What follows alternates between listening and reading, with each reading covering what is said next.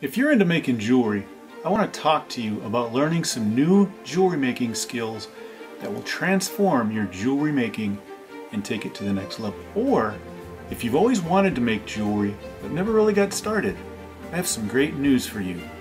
It isn't as complicated as you fear to get started, and with the right information and the correct training, you could be making jewelry and selling your own original creations before you know it. If that sounds too easy and simplistic, stick with me. I have a long track record as a jewelry maker and a teacher, and those of you who know me, I don't tend to be over dramatic, and frankly I think I've earned this one.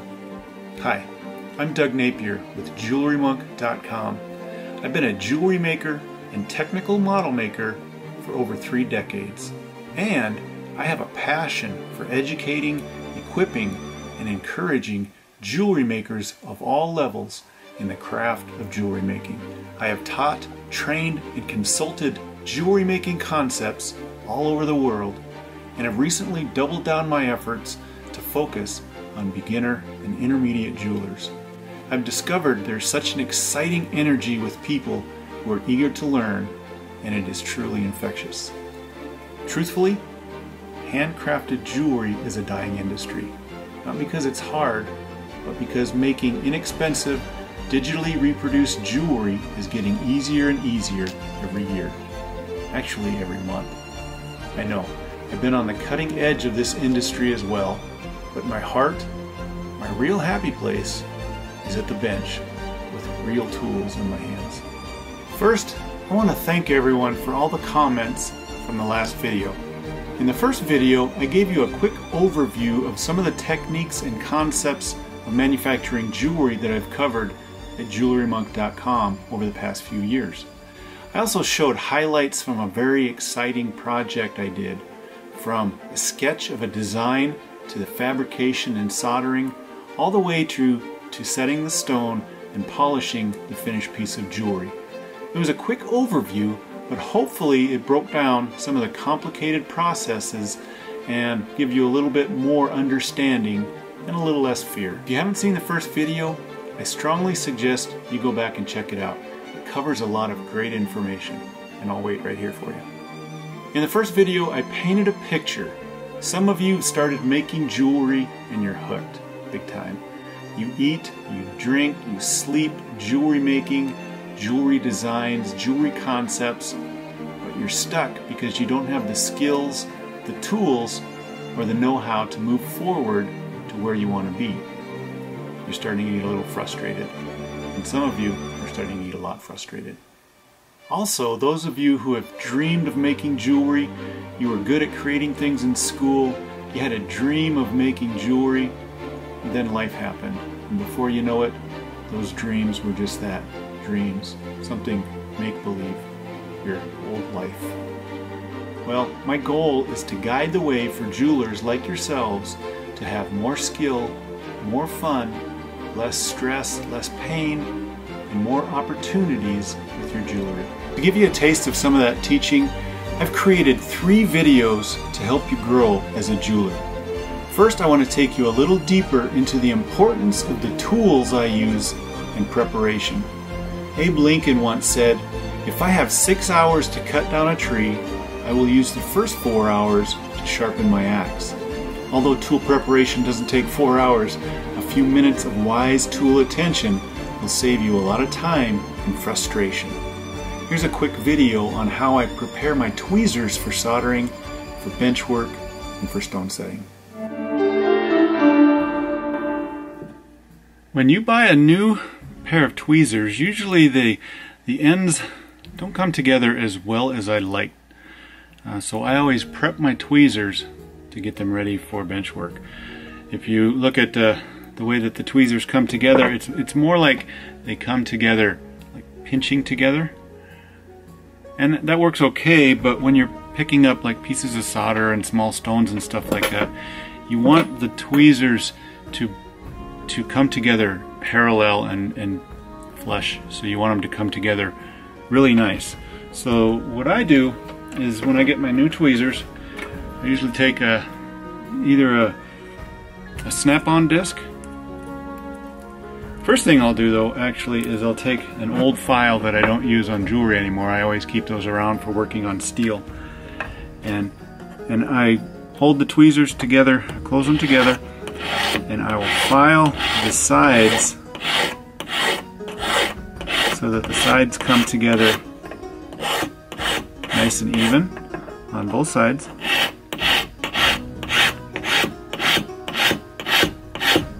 And what's very important is you want to make sure that the very tip is flat. You think that you'd want it rounded, but no, you want it actually flat. You can see how that's kind of coming together. And then I'll take my separating disc, or if you don't, you can use your file, and I'll put in between the tweezers, and I'll put a little bit of pressure on it on both sides.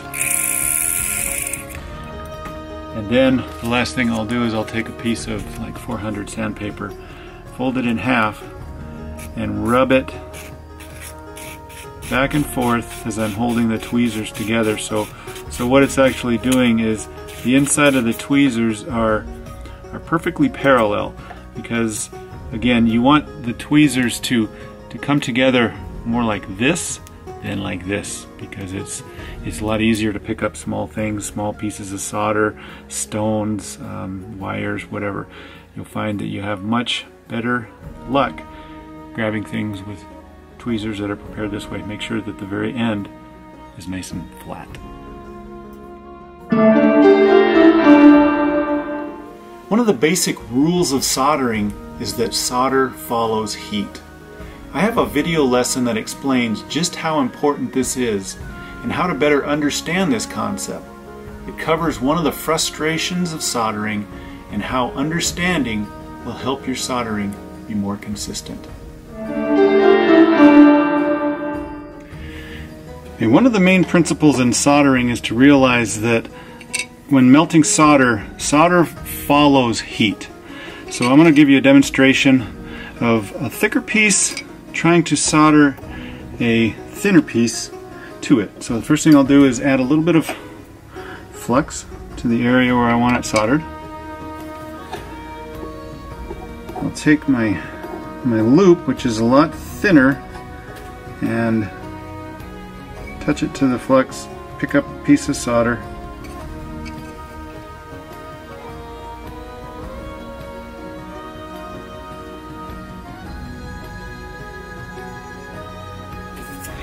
I'm going to light my torch. Now most people, when they solder, what they'll do is they'll come in with their heat and they'll add the heat directly to the piece, let's see here, that they want to solder, and they'll add the flame right to the area where they want to solder. And you can see that the solder, it jumped to the loop, and it's still not soldered. So all the solder is already melted and it's in the loop on a big glob, but it isn't on the big piece. So now you got to go in and you try and heat it up, and eventually you end up with frustration.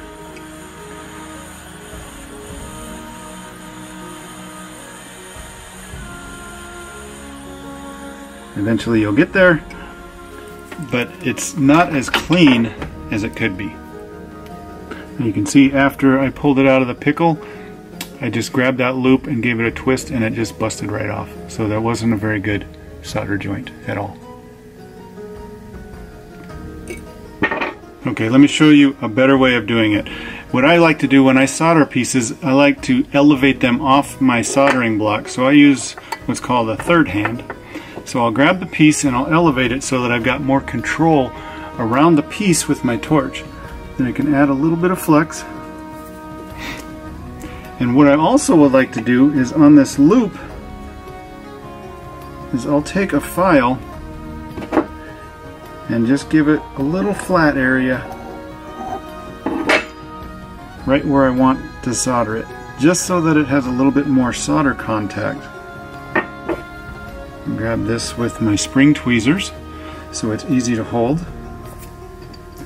at my flux, pick up a little piece of solder.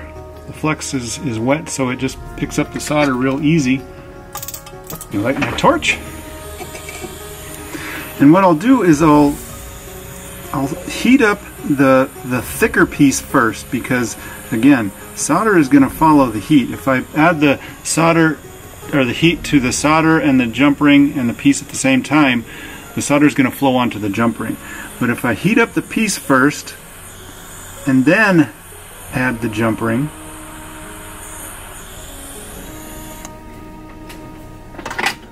the solder will flow onto the piece rather than through the jump ring, and it makes it a nice, clean, and solid piece. So this time, when I grab the piece, that's solid. That ain't going anywhere. So you've got a nice, secure solder joint.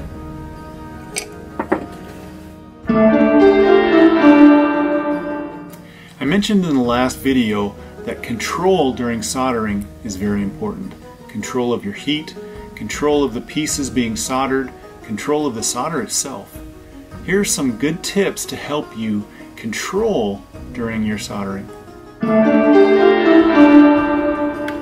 To someone who's new to soldering, it might not make sense, but you always want to use your dominant hand to hold your pick or your tweezers, and use your non-dominant hand to hold your torch.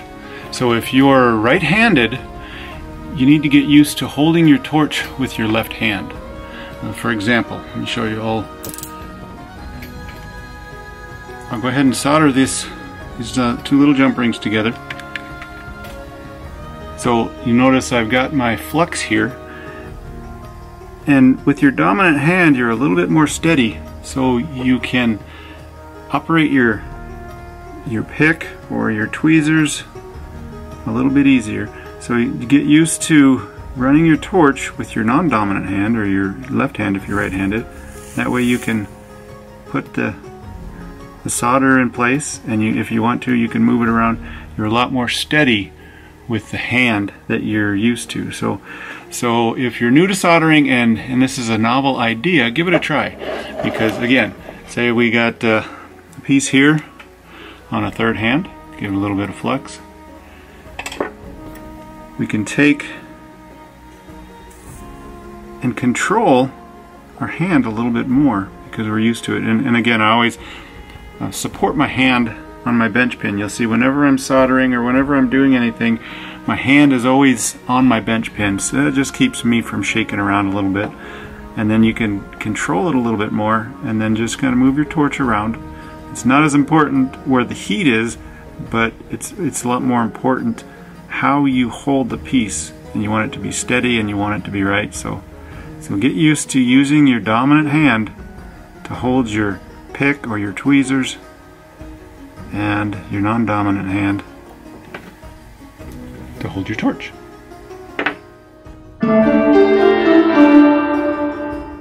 So there's just a few videos on tools, safety, and technique to help you move forward in your jewelry making. In these videos, I try to simplify the seemingly complex to help you overcome some of those obstacles. Over time, a lot of people have asked about how I got those skills that I use.